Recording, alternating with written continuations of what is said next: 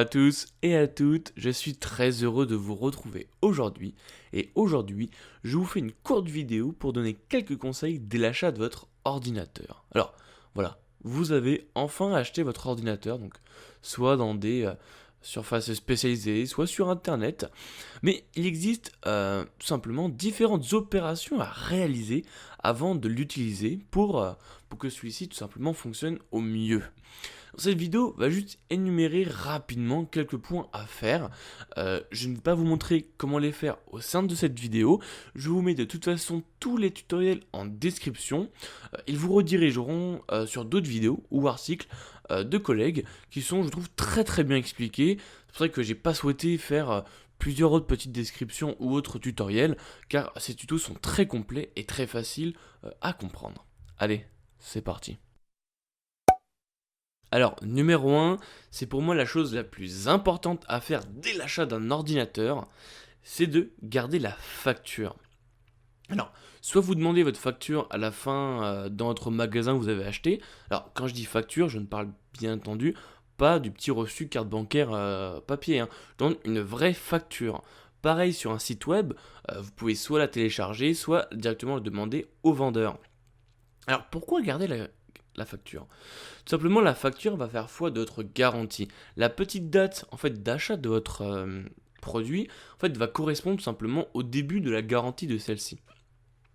Alors, généralement, la plupart des constructeurs vont dire ça fait un an. Vous avez une garantie de un an. Sauf que on est en Europe. Alors, bien entendu, si vous achetez votre produit en Europe, et on va parler de la garantie légale de conformité. Cette garantie légale de conformité est un peu une petite loi européenne et c'est un droit européen. Et donc, ça agrandit en fait la garantie. Tout le monde va vous dire garantie de un an, mais en réalité, la garantie est de 2 ans.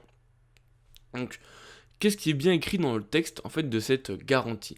Que le bien présente un défaut de fabrication, une imperfection ou un mauvais assemblage, le consommateur, lui, peut demander soit la réparation, le remplacement du bien, ou tout simplement, en fait, se faire restituer le prix en fait d'achat du bien.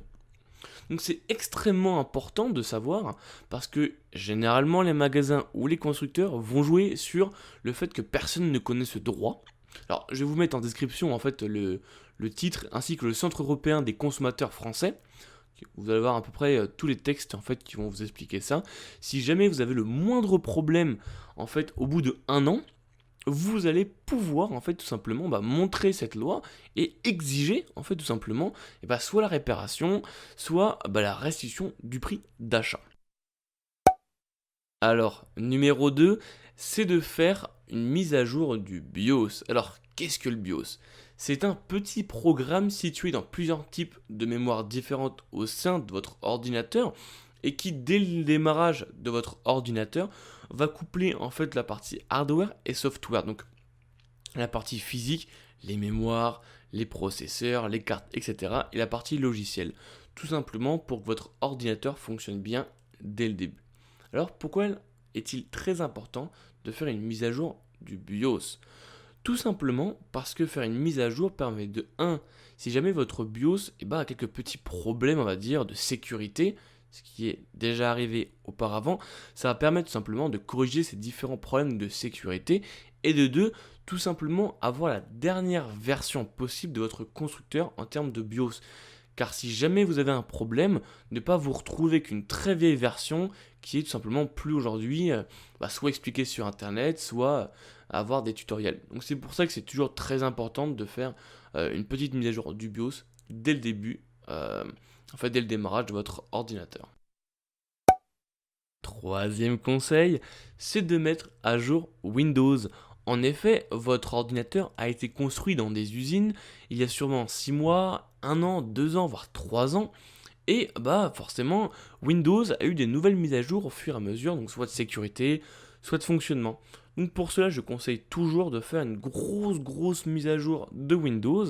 Alors pareil, je vous mets toujours dans la description les petits tutoriels pour vous montrer comment faire, mais c'est toujours très important de démarrer avec la dernière version de Windows.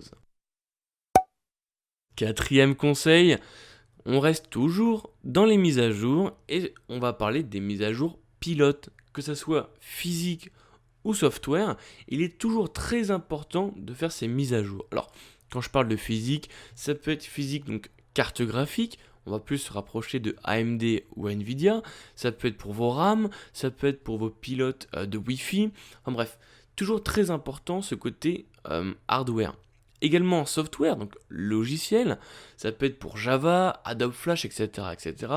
Pourquoi? Alors soit de 1 pour des raisons de sécurité, forcément, ou tout simplement pour améliorer ou pour mettre au goût du jour en fait. Forcément aujourd'hui de nouvelles technologies sont sorties et pour que tout fonctionne correctement ensemble, on a besoin de mettre à jour les différents pilotes. Cinquième conseil. Alors là c'est tout simplement de désinstaller tous les logiciels propriétaires sur votre ordinateur. Alors je m'explique. Lorsque vous achetez un PC déjà préconstruit, donc un PC portable ou une tour d'un constructeur assez connu, HP, Asus, Lenovo, MSI, etc., etc., et très généralement, vous allez retrouver soit des logiciels propriétaires, pour le cas par exemple sur un PC HP, HP Support, HP Sprint, HP Shop, etc., etc., ou alors en fait des logiciels tiers. En fait, ce sont des entreprises externes, donc pas des entreprises qui construisent des PC, qui vont payer les constructeurs pour installer directement leur propre logiciel sur vos PC. Alors ça, je sais que ça arrive très souvent pour des jeux du style Candy Crush, etc., etc., qui sont déjà préinstallés sur votre PC.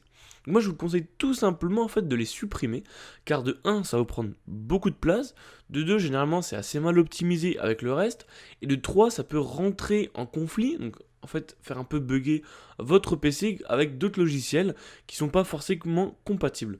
Donc je dis toujours, vous les supprimez pour vraiment déjà 1 libérer de la place et 2 pour optimiser votre machine. Sixième conseil, c'est de faire un CD de réparation système. C'est pour moi une chose aussi essentielle à faire.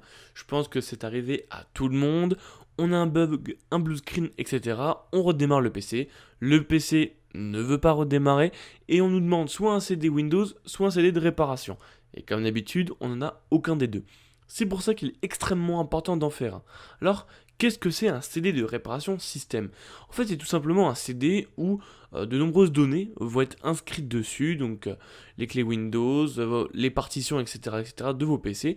Et en fait, ça va tout simplement permettre, si jamais votre PC a un problème, de reprendre des fichiers qui ont soit été corrompus, soit buggés, soit infectés par un virus, et donc pouvoir les remplacer à l'identique. C'est pour ça qu'il est toujours extrêmement important d'en avoir un.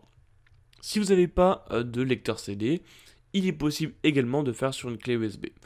Comme d'habitude, je mets tout en description, tous les tutos, explications, etc., etc. Septième et dernier conseil, c'est forcément d'installer un antivirus sur votre ordinateur. Alors, il y en a des gratuits, il y en a des payants, ça va forcément de 0€ jusqu'à 180€ pour 5 ans pour les plus haut de gamme de suites de sécurité.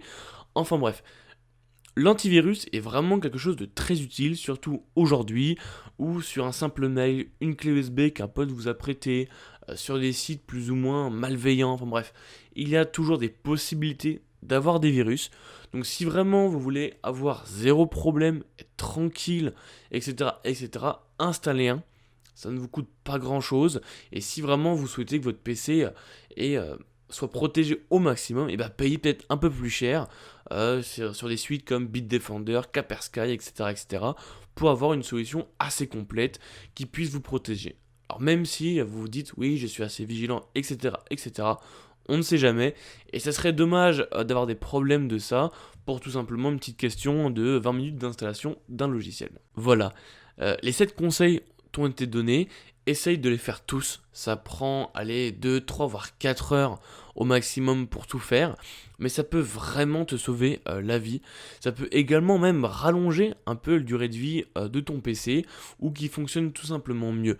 Certaines opérations durent quelques minutes, comme la mise à jour du BIOS, ou quelques heures, tout va dépendre forcément de votre PC et de ses capacités, comme les mises à jour Windows, etc., etc., voire même forcément de ta connexion Internet.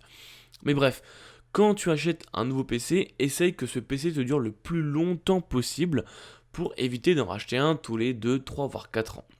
C'est simple, c'est facile, c'est efficace. Les trois quarts sont quasiment gratuits à réaliser. Bon, il y a peut-être le logiciel antivirus, tout va dépendre de quelle de suite de sécurité tu vas prendre. Mais voilà, ce sont des petits conseils simples et efficaces. Comme d'habitude, retrouve tout en description où je vous balance sur d'autres tutoriels, d'autres collègues qui sont très bien faits. Donc juste suivez un peu la marche à suivre et tout se passera bien. Comme d'habitude, si tu as des questions, n'hésite surtout pas. Dans les commentaires, j'y répondrai avec plaisir. Des questions sur le BIOS, sur les mises à jour Windows, sur les antivirus, etc., etc. Allez, ciao. J'espère que tu as apprécié cette vidéo. N'hésite pas à la liker si tu as aimé. Et également de t'abonner à ma chaîne YouTube. Je te propose 2 vidéos. La dernière qui est sortie sur ma chaîne et une autre qui, je pense, peut t'intéresser. Allez, ciao.